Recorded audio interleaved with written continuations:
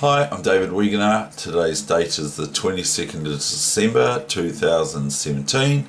This is the Batsford Guide to Chess Openings, but I'm going to show you a variation in the Sicilian defence of all things that isn't in most of the mainstream books. And guess what? It's very, very good for white players in the Sicilian defence. And guess what?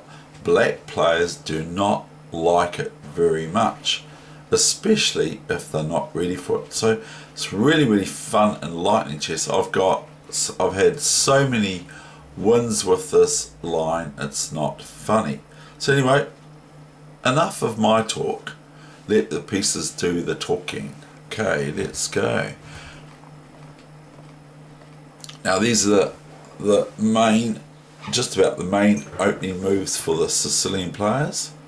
And Sicilian players can play something that we can't play this opening against, but normal sort of situations we can.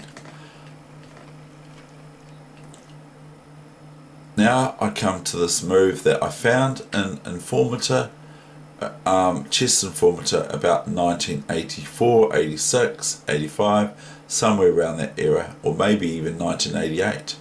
Because I played it in the New Zealand Lightning Championships in 1989, and I did really, really well against my black opponents, even in match games. So here we go. Here is the move, number 5, knight c3, sorry, number 4. We're still up to number 4. So here we go. Now, white cannot be met really satisfactorily with here dragon defense for black, because e6 commits them to other symmetrical kind of setups for black.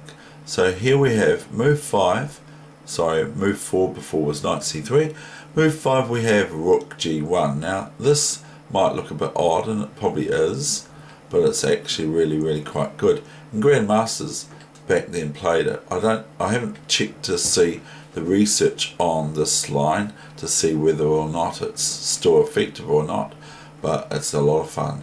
So anyone who wants to have a bit of a swashbuckling, crazy attacking Kasparov style type, a la Kasparov style game of chess, here it is, rook g1. Now the best reply for black, I believe, is h5. And then white can just play h3, and the thing is once h5 happens, h3, h4 sort of smothers white's general idea at first. So, but if you don't meet h5, you may meet just sort of like bishop e7. Okay, g4. Now obviously white wants to play g5, so black does something about it, h6, and then we have h4. We're not going to stop. Once we're pushing our pawns, we're going to keep pushing them. Now black has to be very careful here, because, like, say for instance black is sort of like thinking, what a bunny I'm playing. Knight bd7, g5 is very good, chomp. Now the knight can come here, it's no problem, because if bishop e2, then the pawn can defend the knight on h5. But black gets met with basically this move, very, very strong for white in my opinion, because of a number of things. I'm not going to sing, because I was just thinking about the Sound of Music. These are a few of my favourite things. Well, this is one of my favourite things, is this opening, and I think I've done it an injustice to have stopped playing it over in lightning games, because I've been attracted to the wing gambit. Wing gambit or the Mora gambit for white are quite fun to play, and I like having fun when I'm playing chess. I don't want to, there's nothing wrong with playing chess slowly and methodically and maneuverably and all that sort of thing, but I like to have what Fischer liked, and I'm not saying I'm Fischer, of course, I like to have what Fisher had was the crunchy bits out of chess. I like the crunch out of chess. That's what I play chess for. Because chess is great. It's not like any other game. You get to be able to crunch things in your opponent's camp. So I really, really love that. So anyway, here we go. G6. So we just played G6. What is black to do? Resign? I'm actually serious. Because it's quite sad. Maybe E5. Because if here, we've just got knight E6. And if queen A5, okay, then white can just merely play bishop D2, and we're then threatening a very strong move, knight D5, with obvious consequences to black. Now black would be really not advised to play this because I just think it's terrible. White just plays here, and where does the queen go? Now if you want to have a look at this, how does white win black's queen for two pieces, even though we can win major material over here with knight E7 check and knight A8, the major fork that we all learn about when we're young chess players.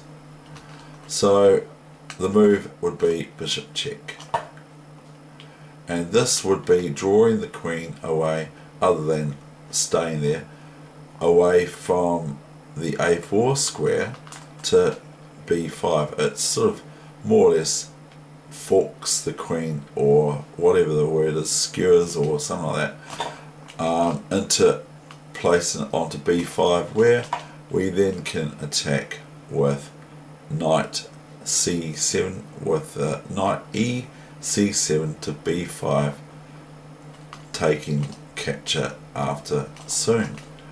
So here we have it. So black has to be very, very careful, cannot be kind of like complacent, and obviously you can never underestimate your opponent, no matter who they are. You just don't know who you're playing sometimes. So anyway, G6 is very embarrassing, as I'm sure you would appreciate, and white has fun in this position. Bishop C4, and I know that it's not all about fun chess, but white does have a lot of fun in this opening. So bishop C4 can now happen anyway, but we can go knight here, and this is the only move for black, because if here, then I believe that this is equally strong for white. If queen A5, white has a choice, not queen D2, because that's going to swap the queens off. We want the queens on this in this position. We want the queens on because we got the initiative. We don't want to offer a swap up to black. We can play B4. We can even play knight back to C3 if we're really desperate, or we can play bishop D2. Okay, so that's quite cool. So then we've got what happens if black doesn't play so so passively. What say black just plays knight C6? Okay, well that's okay. Just G5, HG5, this sort of thing. And now we could meet this, but we could meet this and we just take back with queen. Or instead of the aforementioned moves, white could hang on and just play knight B3. Okay, and just, or new variation, or bishop E3. Now what white has to look out for is weakness. If the bishop's not here on E3 and it's on, say, C1, knight here, and queen B6, threatening queen takes knight, and knight F3 check, and knight takes queen on D4. So these are the sorts of things that white needs to look out for. White can maneuver this bishop to D3 in this case, or E2, or G2, or even H3, but H3 is not going to be so good because primarily once we play g5, this bishop's going to be hanging after the h file is completely opened by black and white. So f3, I find myself, my own opinion is that that's not very good, because black can try to attack the h4 pawn, and if the pawn's on f3, it can be taken with check, if you get what I'm saying. So anyway, have a look at this, consider it, maybe check it out on the internet, see what games have been played with rook g1 on move 5, and I'm sure you'll be reasonably pleased with your play in games with 5 rook g1.